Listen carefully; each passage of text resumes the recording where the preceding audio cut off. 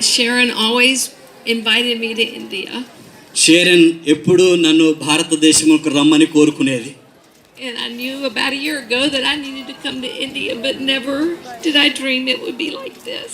ఒక సంవత్సరం క్రితం నేను అనుకున్నాను నేను భారతదేశంకు వెళ్ళాలని, కానీ ఈ విధంగా వస్తానని ఎన్నడూ తలంచలేదు.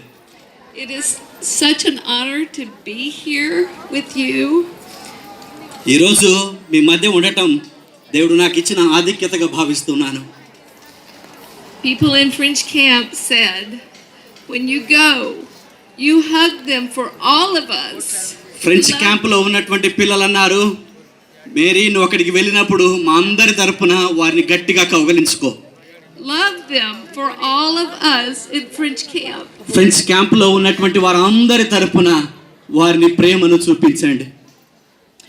When I first met the children and Pastor Nayak and Sujata, ఎప్పుడైతే మొట్టమొదటిసారి పిల్లలను పాస్టర్ నాయక్ గారిని పాస్టర్ అమ్మ సుజాత గారిని కలిశాను, I said, we will love your children.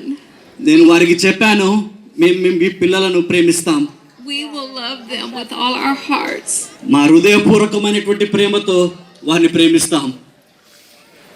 And there are many mamas in French camp అనేక మంది తల్లులు ఉన్నారు ఫ్రెంచ్ క్యాంపులో, who have loved your children. మీ పిల్లలను ఎంతగానో ప్రేమించారు, And they love you. మిమ్మల్ని ఎక్కువగా ప్రేమిస్తున్నారు. And they will not stop loving you.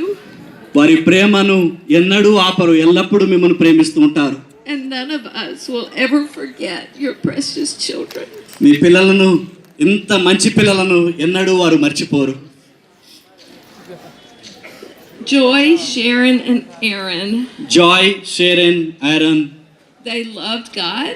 దేవుణ్ణి వారు ఎంతగానో ప్రేమించారు. They loved their family. వారి కుటుంబాన్ని ఎంతగానో ప్రేమించారు. They loved India. ఈ దేశాన్ని వారు ఎంతగానో ప్రేమించారు.